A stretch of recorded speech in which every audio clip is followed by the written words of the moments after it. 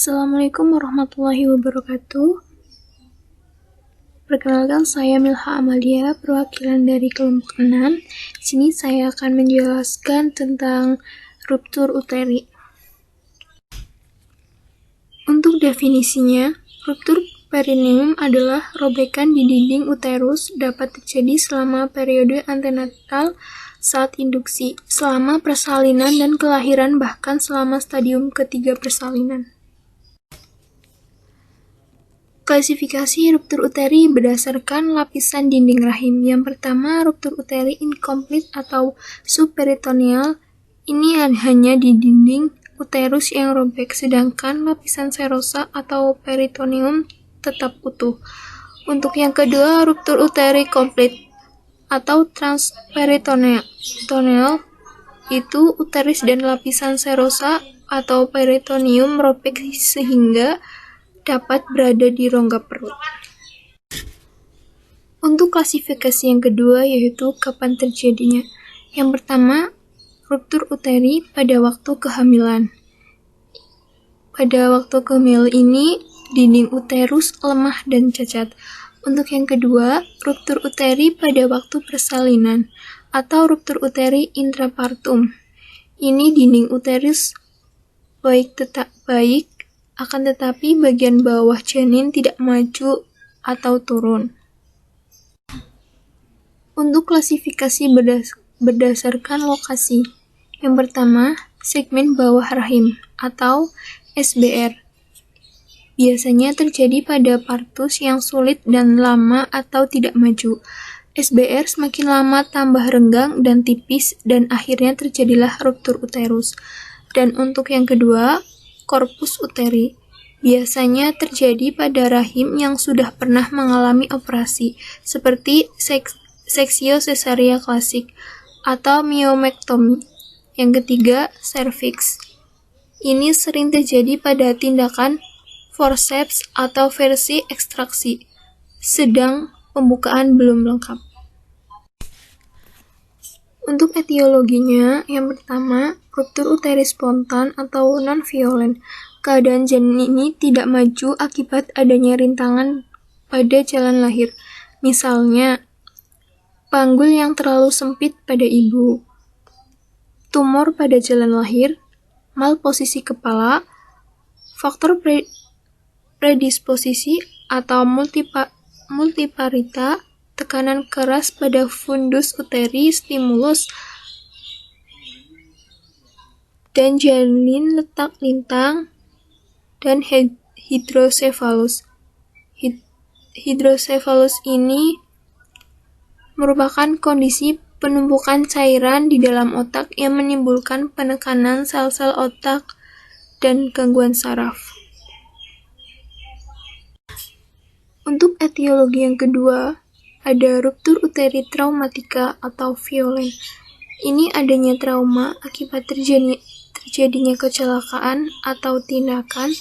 Kecelakaan sebagai faktor utama pada uterus berarti tidak berhubungan dengan proses kehamilan dan persalinan, misalnya trauma pada abdomen. Selanjutnya, ruptur uteri pada bekas luka parut. Ruptur uteri yang terjadi karena adanya locus minoris pada dinding uterus sebagai akibat adanya jaringan parut bekas operasi pada uterus sebelumnya. Enuklesia, mioma atau myomectomy, histerektomi, histerotomi, histerorafi, dan lain-lain. Seksio cesaria ini klasik 4 kali lebih sering menimbulkan ruptur uteri daripada parut bekas seksio cesaria profunda. Hal ini disebabkan oleh karena luka pada segmen bawah uterus yang merupakan daerah uterus yang lebih tenang dalam masa nifas dapat sembuh dengan lebih baik, sehingga parut lebih kuat. Untuk menegak diagnosisnya, ada anamnesis. Yang pertama, adanya riwayat partus yang lama atau macet. Yang kedua, adanya riwayat partus dengan manipulasi oleh penolong. Yang ketiga, adanya riwayat multiparitas. Yang keempat, adanya riwayat operasi pada uterus. Misalnya SC, enukleasi, mioma, histerektomi, histeritomi, dan histerorafi. Untuk gejala klinis pada ruptur uteri adalah yang pertama perdarahan, yang kedua nyeri akut, yang ketiga lingkaran bendel, yang keempat takikardi, yang kelima teraba bagian janin lebih jelas, dan yang keenam kawat janin. Untuk selanjutnya kita dapat melakukan pemeriksaan luar. Yang pertama ada nyeri tekan abdominal, yang kedua perdarahan per vaginam, yang ketiga kontraksi uterus biasanya akan hilang, yang keempat pada palpasi bagian janin mudah diraba di bawah dinding perut ibu atau janin terasa di samping uterus. Di perut bagian bawah teraba uterus kira-kira sebesar kepala bayi. Denyut jantung janin atau DJJ biasanya negatif atau bayi sudah meninggal. Selanjutnya terdapat tanda-tanda cairan bebas dan jika kejadian ruptur uteri telah lama, maka akan timbul gejala-gejala meteorismus dan devas muskular yang menguat sehingga sulit untuk meraba bagian-bagian janin. Untuk pemeriksaan dalam, yang pertama pada ruptur komplit, yaitu perdarahan per vaginam disertai perdarahan intraabdomen sehingga didapatkan tanda cairan bebas dalam abdomen. Yang kedua, pada pemeriksaan per vaginal, bagian bawah janin tidak teraba lagi atau teraba tinggi dalam jalan lahir. Selain itu, kepala atau bagian terbawah janin dengan mudah dapat didorong ke atas. Hal ini terjadi karena seringkali seluruh atau sebagian janin masuk ke dalam rongga perut melalui robekan pada uterus. Yang ketiga, kadang-kadang kita dapat meraba robekan pada dinding rahim, dan jika jari tangan dapat melalui robekan tadi, maka dapat diraba omentum, usus, dan bagian janin. Dan yang terakhir pada kateterisasi urin berdarah. Pada ruptur uteri incomplete, yang pertama, perdarahan biasanya tidak terlalu banyak. Darah berkumpul di bawah peritoneum atau mengalir keluar melalui vagina. Yang kedua, janin umumnya tetap berada dalam uterus. Dan pada kateterisasi didapat urin berdarah. Ini adalah contoh USG pada ibu yang mengalami ruptur uteri. Untuk pathway-nya, berdasarkan etiologinya, spontan dan violet akan menimbulkan his corpus uteri berkontraksi dan akan menyebabkan dinding korpus uteri menebal dan volume korpus uteri lebih kecil. Maka tubuh janin menepati korpus uteri terdorongnya ke bawah dan ke dalam SBR. Maka SBR ini akan lebih lebar. Dinding SBR ini menipis karena tertarik ke atas oleh kontraksi SAR kuat. Dan lingkaran retraksi fisiologis meninggi ke arah pusat melewati fisiologis menjadi patofisiologis. Maka lingkaran bundle akan meningkat dan SBR tertarik dan his berlangsung kuat terus-menerus. Dan tentukan di serviks dan his berlangsung kuat terus-menerus. Maka bagian bawah janin tidak kunjung ke bawah melalui jalan lahir. Lingkar retraksi semakin meninggi dan akan terjadinya robek pada SBR, maka akan terjadinya ruptur uteri. Untuk patofisiologi ruptur uteri adalah pada kehamilan 28 minggu, ismus uteri berubah menjadi segmen bawah rahim. Dan saat kehamilan, atom segmen bawah rahim berada 1-2 cm di atas simfilis. Saat persalinan kala 1 dan awal kala 2, maka batas antara segmen bawah rahim dan segmen atas rahim dinamakan lingkaran retraksi fisiologis. Saat persalinan kala 2, apabila bagian bawah tidak mengalami kemajuan, sementara segmen atas rahim terus berkontraksi dan makin menebal, maka segmen bawah rahim dan segmen atas rahim akan naik ke atas. Apabila batas tersebut sudah melampaui pertengahan antara pusat dan simfilis, maka lingkaran retraksi fisiologis menjadi patologis, atau Bendel ring.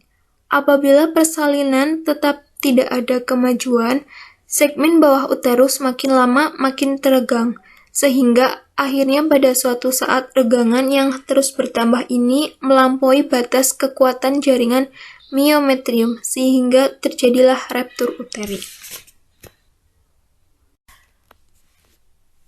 Untuk penata laksanaan ruptur uteri adalah yang pertama, perbaikan keadaan umum seperti atasi shock dengan pemberian cairan dan darah.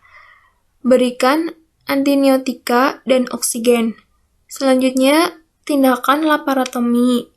Dan ketiga, tindakan histerektomi dilakukan jika fungsi reproduksi ibu tidak diharapkan lagi.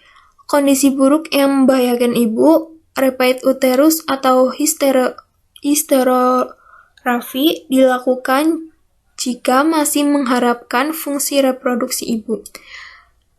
Kondisi klinis ibu stabil dan ruptur tidak berkomplikasi. Untuk asuhan keperawatan anestesinya, pada tahap pra-anestesi, diagnosa yang muncul adalah shock hipovolemik berhubungan dengan perdarahan.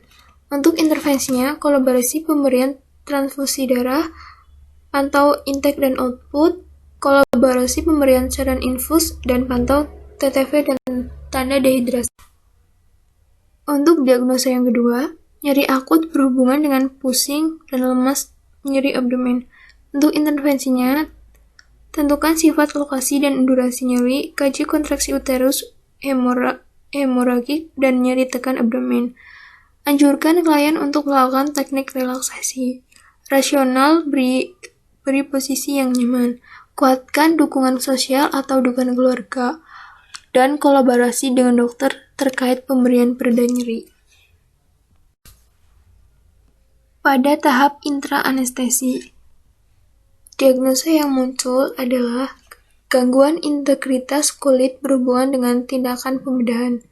Untuk intervensinya, berikan perhatian dan perawatan pada kulit. Diagnosa yang mungkin muncul yang kedua, infeksi resiko berhubungan dengan masuknya organisme.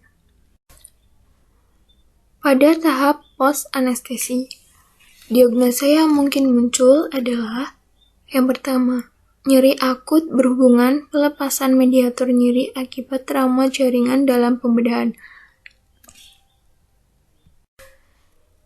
Diagnosa yang mungkin muncul yang kedua, resiko infeksi berhubungan dengan robekan kecil pada kandung kemih.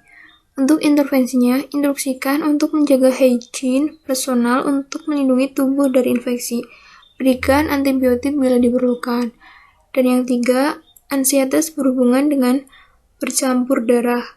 Intervensinya, kaji respon psikologis klien terhadap perdarahan post-persalinan, dan kaji respon fisiologis klien, dan berikan informasi tentang perawatan dan pengobatan.